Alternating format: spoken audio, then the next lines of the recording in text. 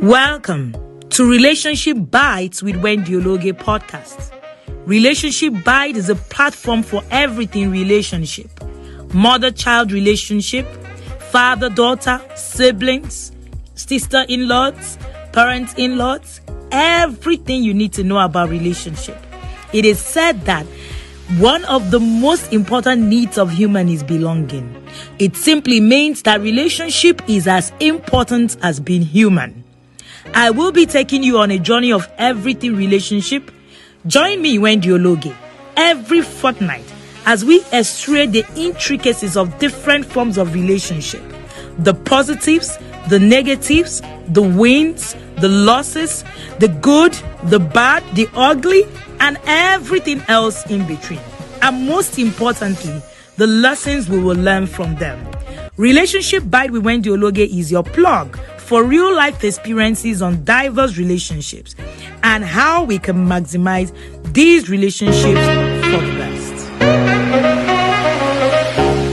It is Relationship Bites with Wendy Ologe, and yes, we are back bigger and better.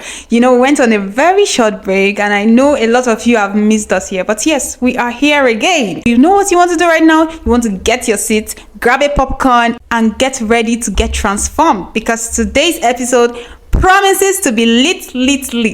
I am Oizamsi, and I'll be anchoring this episode today. Trust me, it's going to come with a lot of conversation that you do not want to miss. And today, our conversation is on the topic. Do you want to hear my topic? Well, I know you want to. We are going to be discussing the topic, why love alone doesn't sustain relationship. Interesting, right? I know. So just stay logged in, because we are here for you. So, first things first, I would like my guests to introduce themselves. I mean, they're not people you don't want to know. You already know them, but yes, let's have it. Alrighty, thank you so much, Zanzi Donald. And it's good to be back here. You know who is in the studio with me? Guess who? Can you guess? Yes, studio mate. So, of course, I'm here. My name is Wendy Ologe, marriage counselor, husband to Wendy Ologe. The last part should have come first. Yeah, right. Yes, we're in the studio today, and it's Relationship Bite with Wendy Ologe. All right, back to you, Azamze. Oh my God, this feels so exciting already. I am super elated for today's episode. So you know what you want to do? If you know you're the only one listening, you don't want to do that. Yes, go and get somebody that will listen to you, because trust me, you cannot be getting transformed alone today. So yeah, like I said, our topic is a banger, right? Why love alone doesn't sustain relationships. So first things first, I have a special question, very important question for you. Many people say love conquers all. And we know our guest today, we have a parent coach and a marriage counselor, right? So, sir and ma, from your professional and personal perspective, why isn't love alone enough to sustain a relationship? So I guess I'm going to give the curve to start this conversation. Okay, so thank you very much, and it's nice to be here again. Now, love is a very, very powerful and important part of any relationship. However, just like you have different parts that make a system run, love is just one of the parts that make the system run. It's an important part, but love alone can't run a system.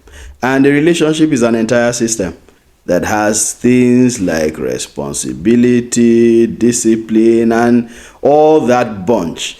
And so if you don't have the rest of them and you have only love, which is the mistake many people make, you get into trouble. It's like going on a boat ride and you have a paddle only, but you don't have a sail.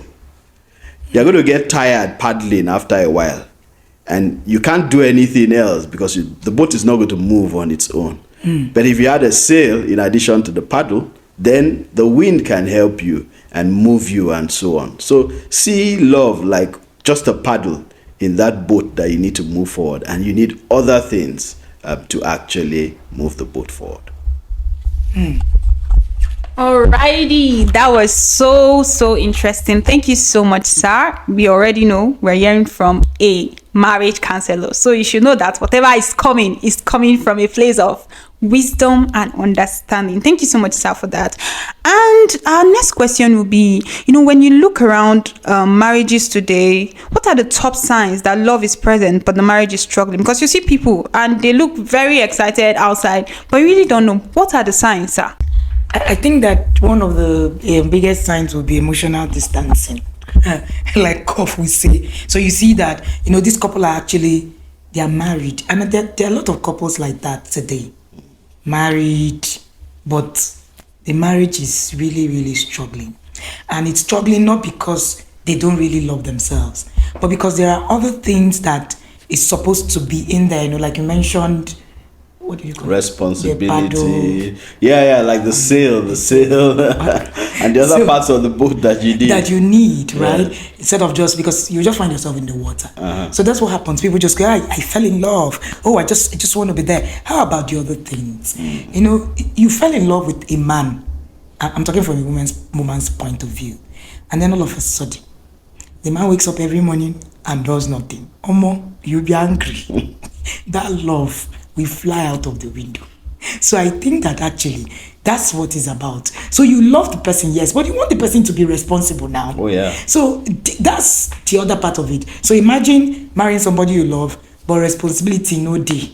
I won't take to him. It will not be too hard. So of course. So one of the things that you see when you see a couple struggling is that you just see that there's a distance. They can't really connect. They can't really talk. They can't really laugh together. Fun is missing. Sometimes they're able to pretend, but you still see it. Maybe because that's what we do. So when we see a couple struggling, we're able to actually, see the signs. Sometimes it's just the ability to just, be able to touch your spouse like this, while you're talking, and you're no longer able to do it. You just see that distance. It's actually almost always obvious if you pay attention. So yes, emotional distance will be the major. Then another thing will be there will be lots and lots of conflict. That one you might not see as someone who is not with them, except you live with them. But of course, they will have a lot of conflict. Everything triggers everything. Everything. In fact, when I complain or I say, oh no, you did this, my husband will say, okay, what happened? It's not about what I'm doing. I know that there is more to it. So you find out that it's not really about the fights. So everything becomes a problem. You did not keep your toothbrush well. Everything becomes an issue because already that thing is, the struggle is there already. So that can be some of the signs. Alrighty, that was so beautiful. Thank you so much, ma'am, for that insight. Okay, so from what we've heard, it means love is not enough. It cannot just be only love. But I have an interesting question. If love is not the only thing you need in marriage, right, in a relationship, does it mean a marriage can actually strive without love?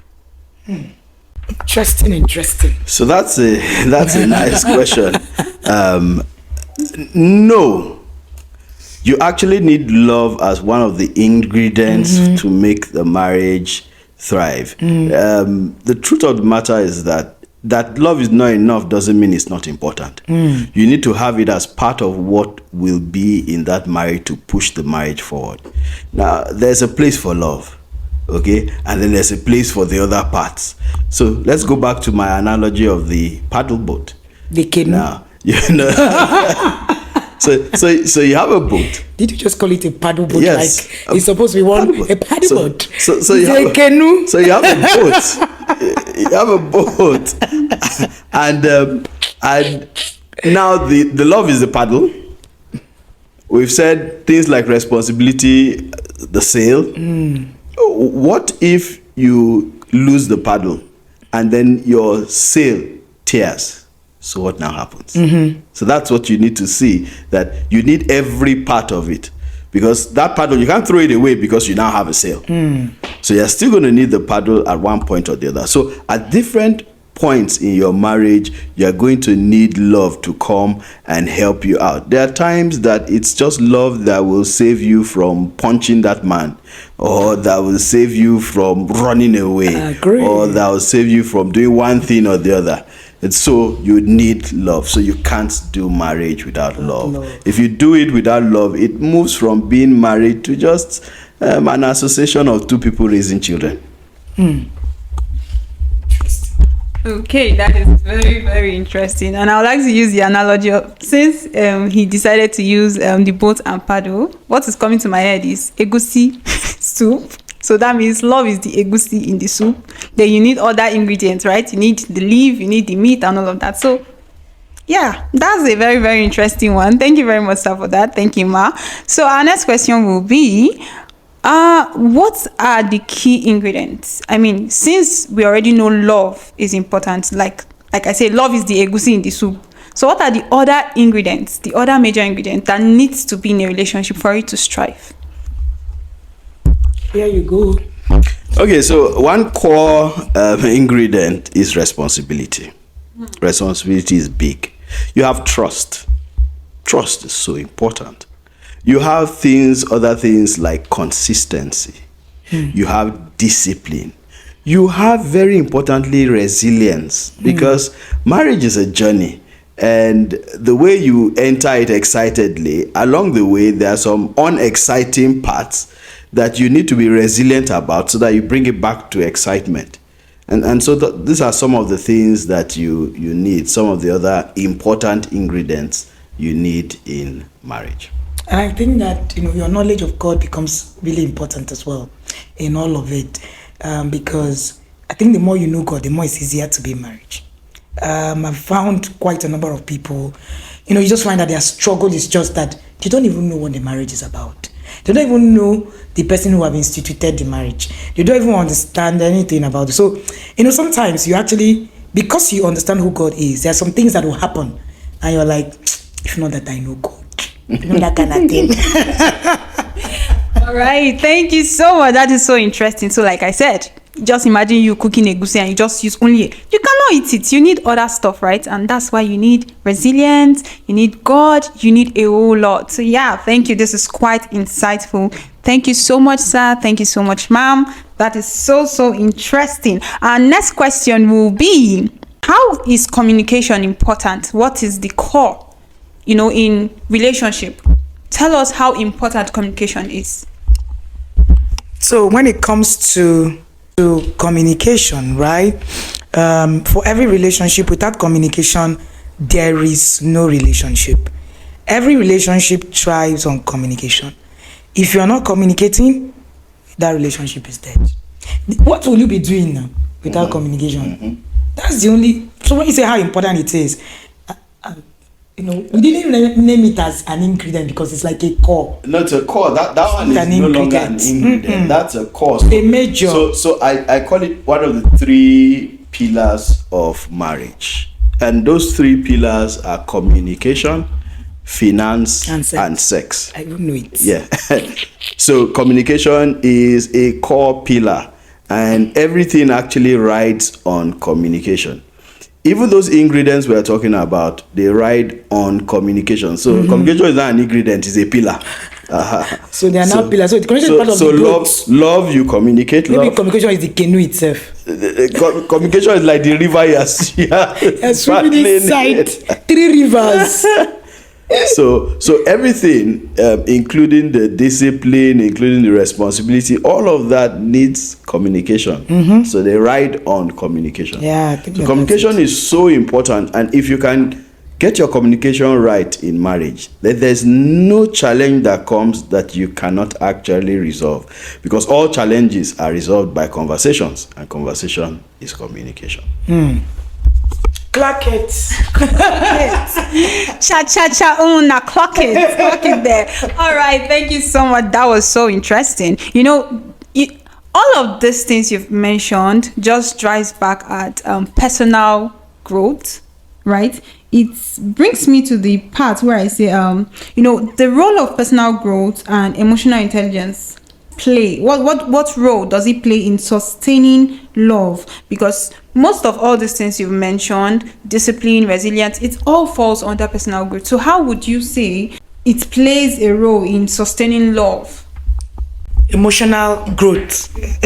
So it's a journey. So when you say emotional growth, when you just get married, you start the journey and then you continue to, grow and all of that. Maybe the first two nights you are in the place where you're thinking. So let me tell you what happened to me after I got married. So after I got married, I was thinking, wow, I'm not living in this Yoruba's boy's house. I will not go to my parents' house. Felt like I was in one place, and I was asking myself, I should be going home. What's going on, right? So of course, in that times, so the marriage grows. The marriage grows, emotional bonding grows, and then both of you become that. That's what the Bible talks about. Is it cleaving, right? Yeah. So when you guys now cleave together, you now become one, really. So now you tell me, come and go to and go visit your parents. I'm like, my husband is not coming, please. What am I doing there? What are you talking about? So I'm like, what's going on in the place where you're telling me to go when my husband is not there? He's not going to be there. But this was me. First few weeks, I was wondering, so I will live with this person all the rest of my life. It's been 17 years. Yeah, beautiful, yeah. And I've lived with him, and I want to live with him all the rest of my life. But it doesn't come as you start. So that emotional sinking comes as you grow. And that's why marriage requires a lot of learning. I think that marriage is the major institution that requires you to learn. It needs you to learn continuously. People miss it and think that, once you're married, everything just goes well. It's not true. You're going to get, to the crossroads. You're going to need to ask questions. You're going to need somebody to say, no, this is okay. Go this way. Go. So you need direction. If there's one place you need direction for, it is your marriage. And if you're struggling with, that emotion. Now, there are two sides to this conversation. Some people grow emotionally bonded. Some grow emotionally apart. Yeah. So we are more emotionally bonded now than when we got married. But some people have grown emotionally apart. So you ask some women now, they want to carry their bag and travel to somewhere and leave their husband. Because I beg, the man is stressing me. Do you understand? So they are now looking for something that will take them away. They want to really practically, literally run away from the home. But if you have now grown that emotional bonding, you are able to now stay. So that staying is not just stay. Some people say just stay. Just stay on top of what? Do you understand? So there has to be a learning of your emotions, learning of, growth and all of that helps you to get to a point. Where you say, you see this thing? We die inside. We die here. Nobody goes anywhere. We're inside here. We're dying inside. So it's no longer, and you're not faking it. No. At that time, you're really not faking it. That's the person, that's your ride or die, You guys are together in it. Nothing takes it away. But it is a process, it grows. And I think that a lot of marriage education needs to happen for you to actually be able to do that. Thank you so much, ma'am. That was so insightful. I hope my listeners are still sat. I hope you're enjoying this episode because it is a very, very interesting one. I hope you're getting insights. I mean, if you're not getting insight, I really don't know whether you are really listening. Anyways, thank you so much for that, and we'll quickly go on a short break. Don't go nowhere. Stay tuned because we'll be back to continue this conversation. Thank you. This man wants to buy a week. What's your problem? What do you mean it's me? I want to. No, but come on, they are fighting again. What can I do now? Every time, fight. These people don't even used to tire. Let me go and call Papa again. Robin, guess what? I have gist for you. I see. Hey, today you're not even around. You needed to see their Mama Okoro and Papa Okoro. They turned this compound into a battleground. Are you serious? Like this. You needed to see fight. Hey, you are not around to help me to separate it. Like serious fight. I think we need to do something about it. What do we need to do? Please, my own marriage is sweet.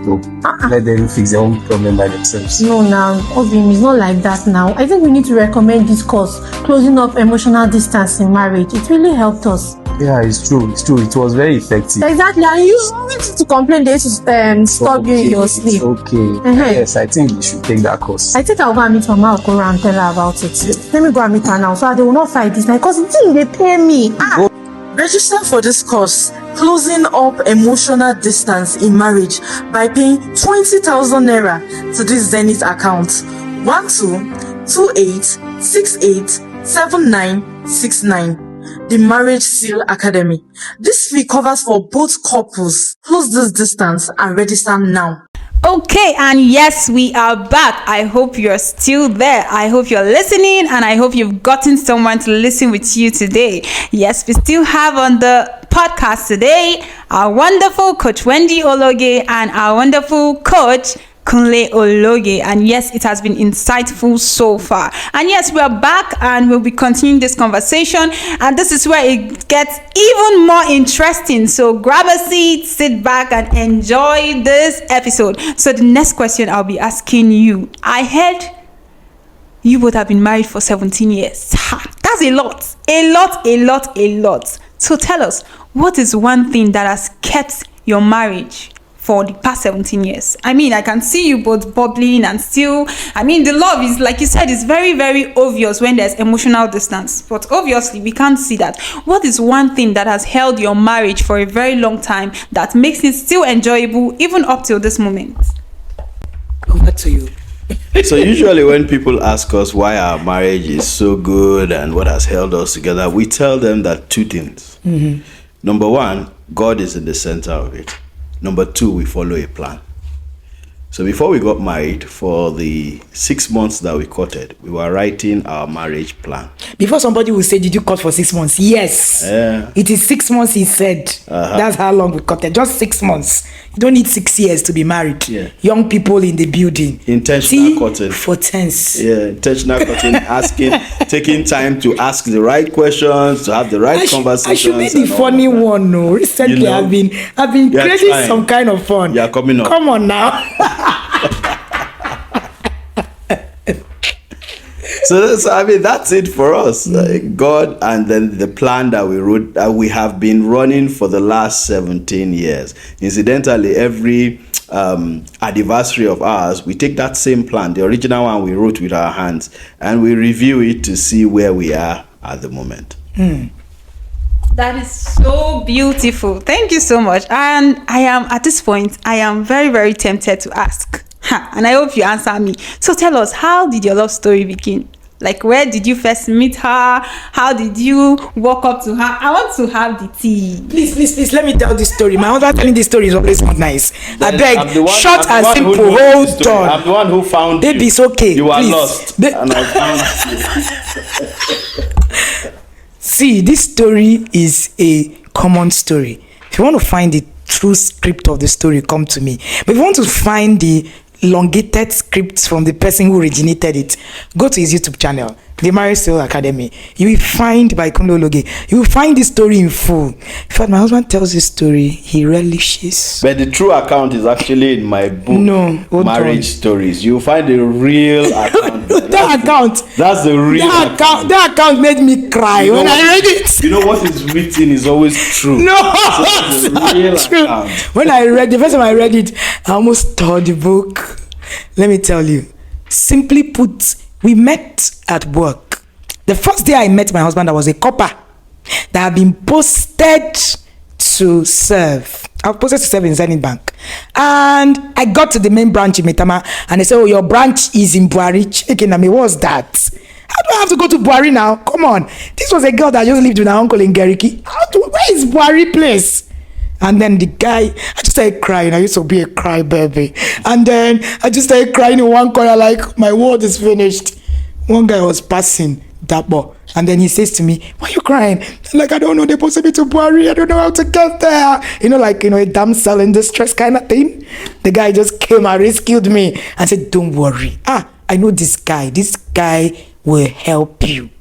He goes to Buhari every day. He's going to just pick you and just take you to work. And he comes from town. He lives in Wuse. Look at me. I was like, are you serious?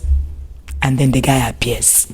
He said, I should not worry that the guy will soon be here, that he comes to Metama every single day. I said, okay, let's wait for the guy. And then I was with Tabo waiting for the young man. And then he goes, bah, bah, bah, straight faced, straight walk. He didn't used to look sideways. That's serious. No, my husband was a workaholic. Now when he says, I don't want to walk like that, I look at him, I'm like, I extend grace. I was supposed to walk like, and then he just passed. And then I was see this girl now, they posted at your branch. She can, join you in the mornings and all that. He just turned. I don't have space. And he passed. It was just a fact. Omo, I just died. I just started crying all over like, where do I start? I just called my uncle. I said, I will go to Diamond Back. I'm not doing it again. My uncle said, what is the problem? I said, I don't even know this man I now met. My uncle said, okay, let's see what we'll do in the morning. Only for me, I just say, don't worry. We'll find a way for you to get there. Me, I didn't know how to get there in the morning. I just went home, saw somebody calling me. Was it at 9 or something, around 9? Hello, get ready. Be at the Danube Center Junction at 6 o'clock. If not, I'll leave you. I don't talk that. You will leave me. You have not even met me. You're leaving me. Oh, yes, our guy said I will not enter his car. I shall entered, and I've been in his car 17 years later. Come on now. I'm a powerful somebody. Isa is finding this very funny. That is such a beautiful love story. Like, I am just literally playing the scene in my head. I'm trying to imagine how she. I wish I was there. I'd have done chakam. I'd have done chakam for the both of you. Anyways, that was so beautiful. Thank you so much for that. That was very, very interesting. But I don't know. Am I the only one that also wants to hear Chairman's part of the story? I want to hear his own part. Are you sure? No, I want to hear your part, sir. So she doesn't want me to have my own bragging rights, and my own part is simple. The part where I chose her. The truth of the matter is that when we first met, if you had told us that we were going to get married to each other, would have said that's crazy. Because in fact, I just thought he was wicked. Because I didn't like her and she didn't like me. I thought she was lazy. Hey, she thought I was wicked and I thought she was lazy. Can you imagine that? They were coppers and all of them were always looking for an excuse not to come to work. They were looking for one thing. So I was hard on them. But one day, it was as if the scales dropped from my eyes, and I was like, oh, okay. Oh, so this person is here? Oh, really? It sounded like the Boaz story. Oisa, do you remember? Meanwhile, I didn't know this. All this while she had been planning and plotting and trying to get in my face. I didn't know about that. You see why I said that? So I didn't know about that, and so of course she eventually caught me. She caught my attention, and Jesus! You see this part? He didn't include the part. So my husband says that one day I wore white trouser. Yes, a white trouser. And then once I realized, wow, she's here. Yeah, I can still picture that white trouser. I'm like, look at this young man. Know who I've been, where I'm coming from. Okay, this is so interesting. And this just brings me back to the part where we say love alone is not what sustains. Because if you listen to the story, you know that it was not love at first sight. Yes or yes? It was not love at first sight. But eventually, the love grew. That was interesting. And honestly, this love thing, it is what it is. It is what it is. But I hope you're enjoying the episode so far. We're still talking on why love alone doesn't sustain a relationship. And yes, very soon we'll be wrapping up this episode. But before we go, so tell us that love is eventually you grew in love. Yes or yes? Yes. So tell us, has there ever been a time when you felt tired of the marriage? Has there ever been a time love failed and you felt like, what am I even doing here? Maybe I should just leave. Has there ever been a time? Where is he living to? Side where? So what I tell people is that once you create a plan B will happen. So we never had a plan B. We got entangled with each other, decided we were going to get married, and that was it. That decision was one. That decision is still one. So there has not been any thought of going around or going out of the marriage. There's no out. We locked the doors, locked the threw away the keys, the windows, and threw the keys in the toilet and flushed it down. And so we're actually, stuck on each other, and we remain so. So no, there hasn't been a time when we have said, or when either of us has said, no, I don't think I'm going to continue. No, there's no dunning. The done is at the end. To be inside. Thank you so much for that. That was so interesting. And this one last question before we round up. So many people say when they give birth, that's when the marriage start going sour. So how was it for you navigating bearing children? Did it affect your marriage in any way? Nah, that never happened to us. Never. Our marriage grew stronger with having the twins. Because we had a plan already. We had a plan. Part of our plan. So having the twins was very interesting for us. My husband would wake up in the night, and then he's holding the twins and breastfeeding and sleeping, and he's holding the two of them like this, and he has to be at work the next day. And by the way, I wasn't working, and of course I'll give him grief when he comes out from work. I'll say, I want to go to work. Like, how can you go to work now?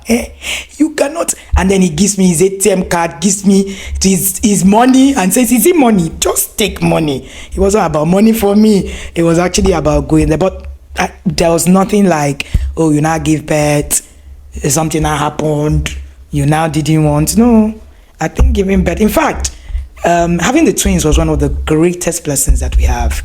We cherish it all the time, and it's something that we always reflect. Every time we remember being pregnant, having the twins, is very exciting for us.